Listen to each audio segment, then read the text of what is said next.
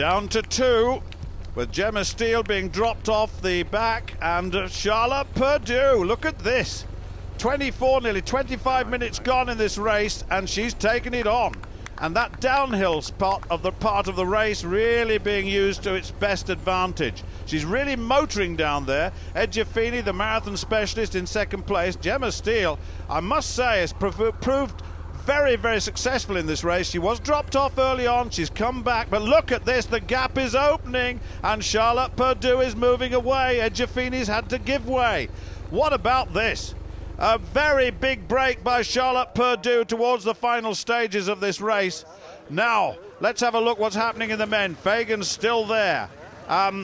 The Spaniard, Jesus España in second place, moving alongside Fagan now. So is Ruiz Silva. It's anybody's race. I just wonder who's going to take this on. A little look from Fagan across, and España takes the lead for the first time.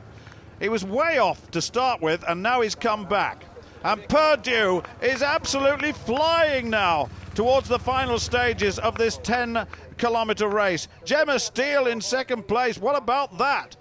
And in third place is Edjafini, who's made most of the running thus far. And Aniko Kalovic of Hungary in fourth place, really finding it very, very tough indeed. She's had to work very hard through this race, quite clearly. Holds the Hungarian national record for the marathon at 2:26. She's got strength endurance, lacking a little bit of speed on this occasion. And Purdue, once again, showing what a talent she is. She won the Intercounties, remember. She won the English national cross-country. She's won everything, really, this season. And she's only 19 years old. The men's race beginning to open up again, and España's dropped off again. And this time, it's Jutrainen of Finland who takes it over. Fagan, the defending champion, in second place. The Ukrainian in third. 2 kilometres to go, so this is when the real racing will begin now, as some of the tail enders from the women's race are overtaken. And this is the defending champion in front of his home crowd, desperate to retain the title. Purdue is away, miles in front of the rest now. Absolutely flying. This talent who showed us what talent with 1,000 metres to go, what talent she had in the Commonwealth Games last year. And then she came to the Intercounties this year on the cross-country and won that comfortably. Went to the World Cross-Country, was 14th. Only the Africans can beat her now. She is a very big force, and that is a significant margin of advantage. Gemma Steele is in second place and running well. Edjafini, you can just see in the distance there, in third, but this margin of advantage is more than significant. Remember, she ran yesterday, fastest leg in the English national relays for her club, coached by Mick Woods. He's got so many in this stable who are making an impact now on the world scene. But this young woman is a talent to watch for the future. No question about that at all. Was a European junior silver medalist over 5,000 metres in 2009, and all of a sudden it's all broken free, and she's now a competent senior at the age of 19. A very, very fine run. Gemma Steele, you've got to say, is running well in second place, but this is a class act. We shall see so much more of this diminutive figure on the track and, of course, on the country and on the roads in the future. She looks so comfortable, doesn't she? Deep in concentration. Absolutely, the expression, you can't really tell. The sunglasses disguising how she's really feeling. The eyes tell you so much in a long-distance race. Not much given away there. But the shoulders look relatively relaxed. And she's in full flight. Look at this. That is a deceptive picture. Gemma's much further back than that. Edjafini is in third place. So those three are going to come home, 1, 2 and 3. There's no question about that. But Charlotte Purdue is coming home to underline what a great start to the 2011 season she's having. It carried on the form of last year, and I would suggest to you that she is going to be tough to beat. And remember, she's going to be in Manchester soon, and she's going to face Paula Radcliffe, and I think Paula will have a bit of a handful with this young woman. We'll see. That's what's scheduled to happen, and assuming they both turn up, then I think it will be a very, very good competitive race indeed. Here we go then, we're over 32 minutes and Charlotte Purdue could well be setting a personal best here. I think she will. A personal best is 33.06 and she's coming down towards the finish now. Very, very fine run. She broke away with, what, about 1,200 meters to go, and she is going to set a personal best or thereabouts here, isn't it? 33.06 I've got. It's going to be very, very close. But Charlotte and Mick Woods have done a great, great job. And this is underlined by her first victory in the Great Ireland Run. The 9th running of the race, and she is the champion. Brilliant performance. 2 days of exceptional running for Charlotte Purdue. Little glance back now to see who's coming in, and of course it is Gemma Steele. And Gemma is going to set a personal best by a long, long way. Could be more than 10 seconds inside her personal best, and that's a very good performance. It's very hot. Conditions are good, although it is hot, I have to say that, and it's taken its toll, but she'll be delighted with that. That's certainly a personal best in second place, and Nadia Ejafini of Italy in third. What a good race that was. And what a demonstration in the end. A demonstration emerged from a very good race.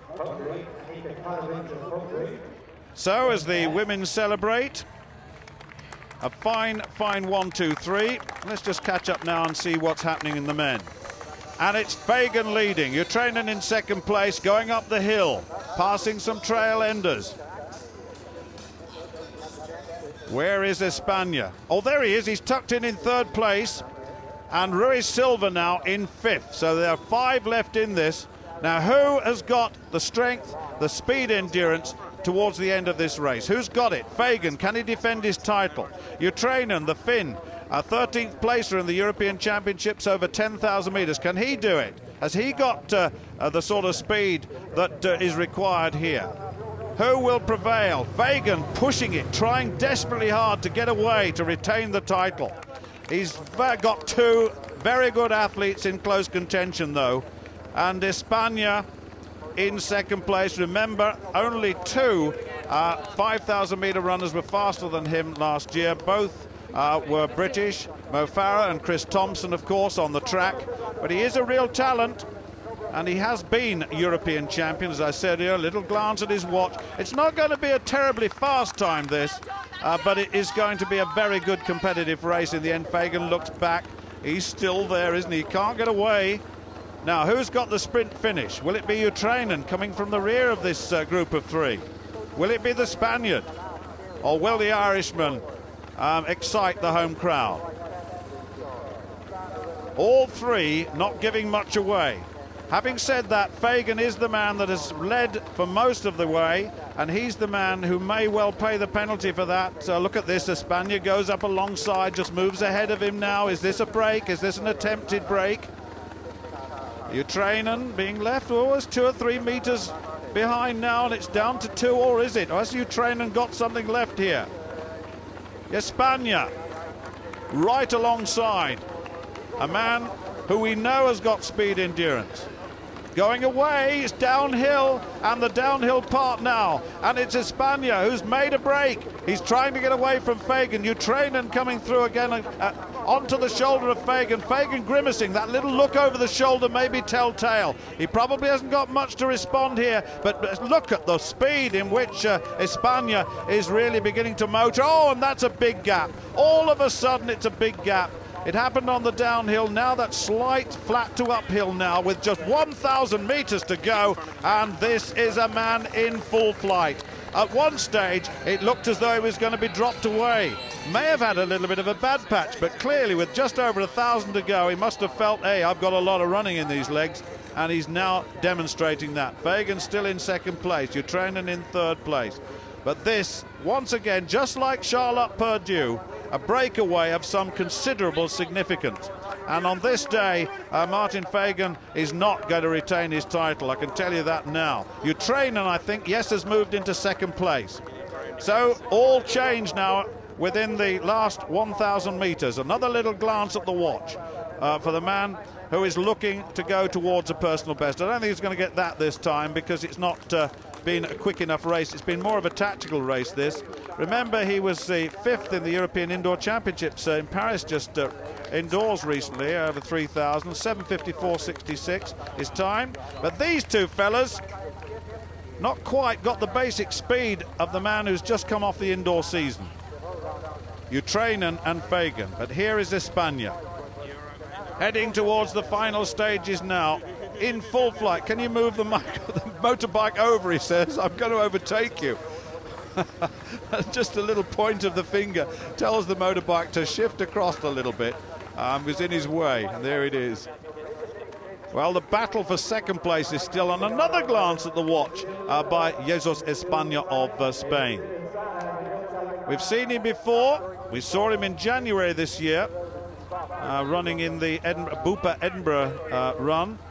And these two, is a race between these two. And the race is for second place, because this man is going to be the Great Ireland Run champion for 2011. There's no question about that. He's come away from the field, looks so good, and Utrainen chasing him hard now. I can see Lebed in the background and Carlson with the fluorescent yellow vest behind him, and then Ruiz Silva behind him. You can see them in the background, but this is the second placer now. The battle for second has been resolved, and another little glance from España, who says, I wonder have they got some speed to catch me? The answer is no, they haven't.